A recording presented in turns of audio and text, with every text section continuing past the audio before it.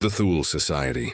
The search for occult power inside Nazi Germany began long before World War II started. In the 1920s, a small group of mystics and racial theorists gathered around the Thule Society in Munich. They believed that Aryans were descendants of a lost northern civilization, sometimes called Atlantis, sometimes Hyperborea, and that Germany's destiny was to reclaim its ancient purity. Among its members were early Nazi supporters, including Rudolf Hess and Dietrich Eckart, who mentored Adolf Hitler during his rise. The Thule Society mixed nationalist politics with esoteric rituals, swastikas, and runic symbols, taken from pseudo-Nordic mythology. When Hitler took power in 1933, many of these symbols and ideas bled into Nazi propaganda, transforming a fringe occult cult into the visual identity of a totalitarian empire. The Ahnenerbe Institute. The Ahnenerbe, founded in 1935 by Heinrich Himmler, carried those fantasies into something resembling scientific policy. Himmler turned the SS into what he imagined as a modern knightly order, devoted to racial research. The Ahnenerbe, literally ancestral heritage, sponsored more than 50 expeditions across Europe, the Middle East, and Asia. In 1938, a German team led by Ernst Schaefer went to Tibet, searching for evidence of Aryan origins among Himalayan peoples. They returned with animal skulls, Buddhist texts, and propaganda photographs, but no proof of Nordic ancestry. Other Ahnenerbe units dug up prehistoric graves in Germany and Scandinavia, measuring skulls and collecting rune stones to support Nazi racial theories. Between 1935 and 1945, the Institute consumed millions of Reichsmarks in funding, employing archaeologists, linguists, and physicians, many later involved in war crimes and human experiments. Wewelsburg Castle and the Black Sun. Himmler's obsession with ancient power also shaped Wewelsburg Castle. Rebuilt between 1934 and 1943, it was designed as the spiritual headquarters of the SS. The castle's north tower contained a circular crypt called the Hall of the Dead, with 12 granite seats for high-ranking officers and a black sun symbol carved into the floor. Himmler claimed it would become the center of a new Aryan religion after Germany's victory. He stocked the castle with relics, including swords, banners, and medieval manuscripts. The project cost more than 15 million Reichsmarks and used forced labor from the nearby Niederhagen concentration camp, where hundreds of prisoners died constructing Himmler's personal temple to mythic power.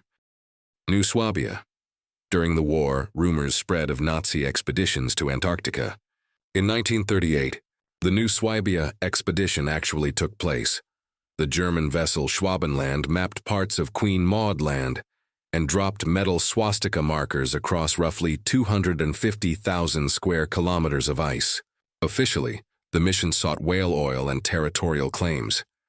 Conspiracy theories later turned it into something far stranger, a secret base called Base 211, where Hitler supposedly escaped after 1945, or where flying saucers were tested. No credible evidence has ever supported these tales, but the combination of real exploration, secret logistics, and post-war confusion helped the myth endure for decades.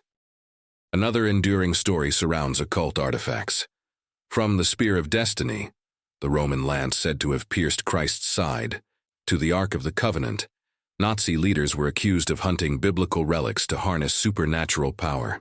Himmler ordered searches for the Holy Grail in southern France, inspired by the legend of Montségur and the Cathars.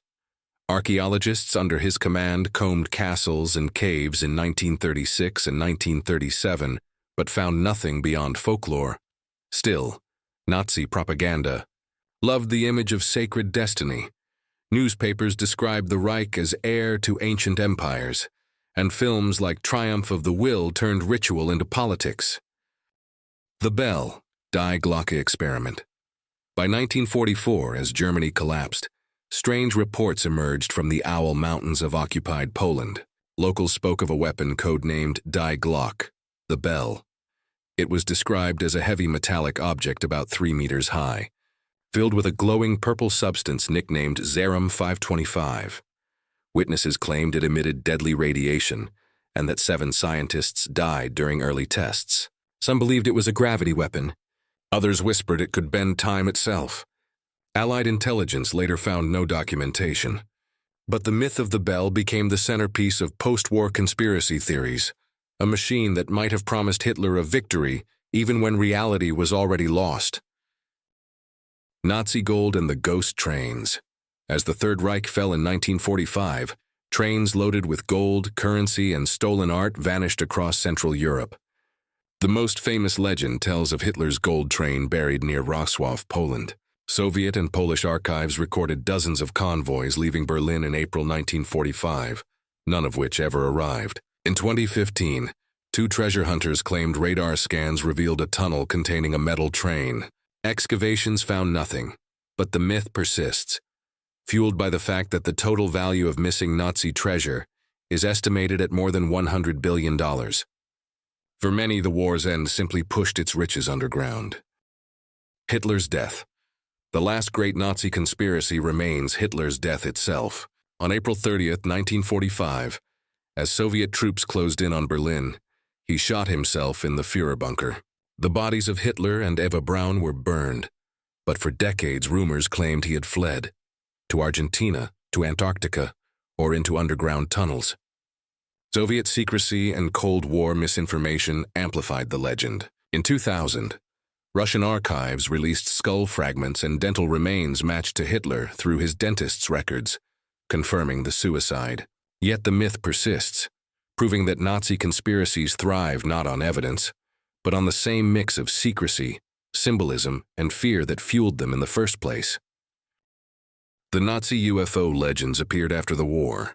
Declassified Allied reports about experimental aircraft, like the Horton Ho 229 flying wing, merged with Cold War paranoia. Writers in the 1950s claimed the Nazis had built disc-shaped anti-gravity craft in underground bases.